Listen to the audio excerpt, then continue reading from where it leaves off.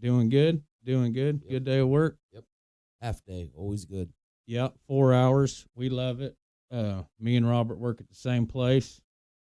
Um, Running robot welders. Yep. And we've been visiting and became work friends, I would say. Yep. And shared some stories of our past, some good things and some hard things. He's a good friend of Brother Dave that I had on. So we've been talking about shooting some stuff. He had a interesting growing up in childhood. I'll say it that way. You'd probably say differently, but so I think we're going to dig into sharing some of that and letting Robert tell his story and some things that are on his mind. Because I found out that there's magic in the power of the mic. Yeah. This is different. I've never done nothing like this. I thought, giving a little bit of my experience here and there during life, I felt like that was good enough. But from where I've came from to where I am today, I feel like for me to go above and beyond what I am right now and grow as a human and be a better man, father, employee, friend, whatever, I think it's about time to get some stuff off my chest, try to learn from it, grow, like you said, open that door, let it out, and then shut it. Yeah. Yeah. That's awesome. I like how you put that. If you can. It's hard to do. Yeah. I like to tell the young kids, when it's better just to not open that door. The door I'm talking about is drugs and alcohol. Right. I open the door, and the bad thing is the longer you leave the door open, the more crap it fills up with. I always put it like everybody has that closet in their house growing up where you throw crap in, the coats or whatever, and you can't ever close it. Well, it's like that door. The more stuff you put in there, the harder it is to close. So, if you start going down that road, you can close it as quick as you can. Yeah. And everybody has that junk drawer. Yeah, that junk drawer, and it gets to the point where you can't close it. Yeah. You got to clean it out. Oh yeah. So I guess a story and listening to somebody is not near as intriguing or as important unless you know the person. So why don't you give us a rundown? Robert, what's your last name? Mount. Yep. Mount. Yep. What's your your descendants? Where they come from? Do you know? Mixed breed. Everything. Mount. I figure you'd be Canadian. Mounties. No, it changed. Again, I'll get into this a little later, but I've heard so much, and you just don't know. I heard my great-great-grandfather when he came to Wichita, Kansas area, that he changed it to Mount. Oh, really? Yeah, it used to be something other than Mount. It was like, I forget it. It was Mountain or something like that. I forget what it was, and then it got changed to Mount, and it's been Mount for 3 or 4 generations. Can you just go in and change your name, like if we want, or your last name? Back in the day, you could. Yeah, you can't no more. Much easier. You can. I know you can first name. Yeah.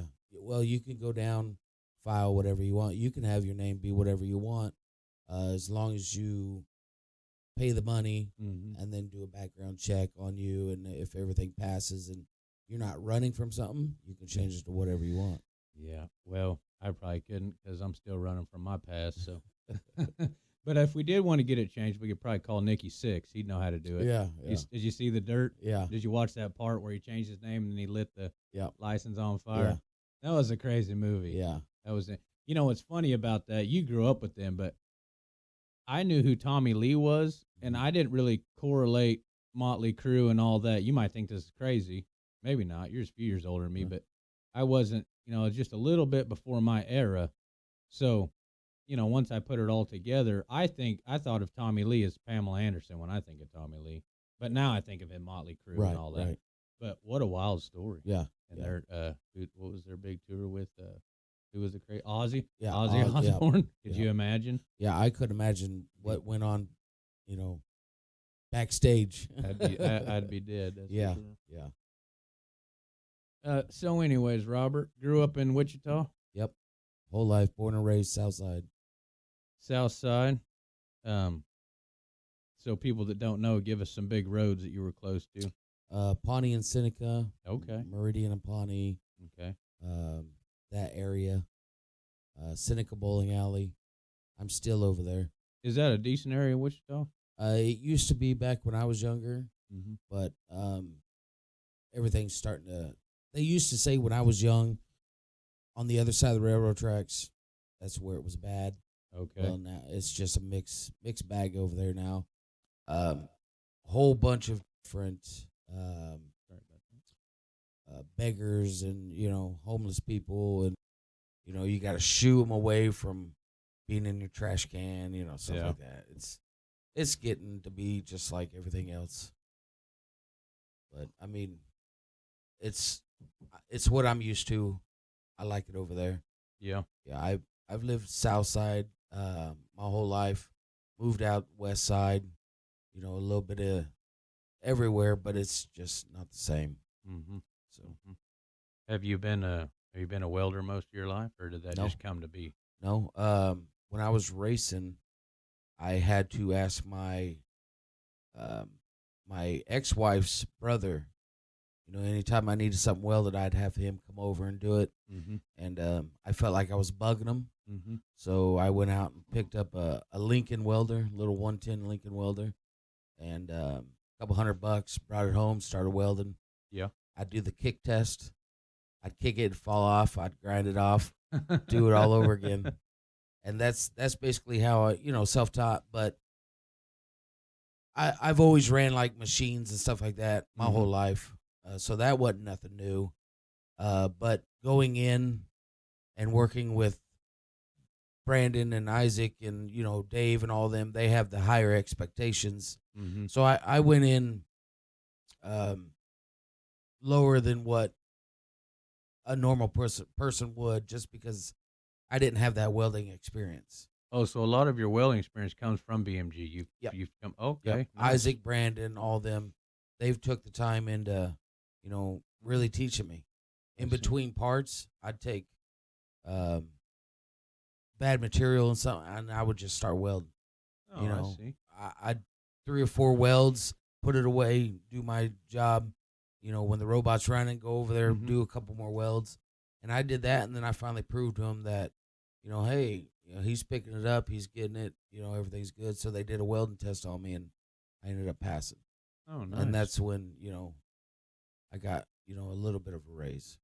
Good deal. How long ago was that? Was that when you first started? Yeah, 3 years ago. Oh, okay. So you can pretty much weld anything by now, huh? My confidence level, is there, but like overhead and stuff, I've never really done much of that. But yeah, I can. Well, you've run wise. Or do you not put them overhead? You turn them? Yeah, I turn them. Oh, Yep. okay. Me being so short, it makes sense for me to lay it down and do it like that instead of having it flipped over and then doing it above. I'll just flip it the other way and do it below. Oh, I thought about that the other day when I was running that. I could just flip this and I wouldn't have to be doing an overhead. Right. But the way I clean it, I've gotten so used to it now. Now I'm probably probably 300-400 maybe. Who knows? Yeah, probably have done about 300. I've run white almost the whole time I've been there. Yeah. So I would say it's probably getting close to 300, I would think. Or even Maybe more. Well, say I average out 14 a day, 2 weeks. Now we're getting into too much. Yeah. We're getting off on a tangent here. Anyways, so for those of y'all that don't know, obviously none of you do know, Robert kind of grew up in a household where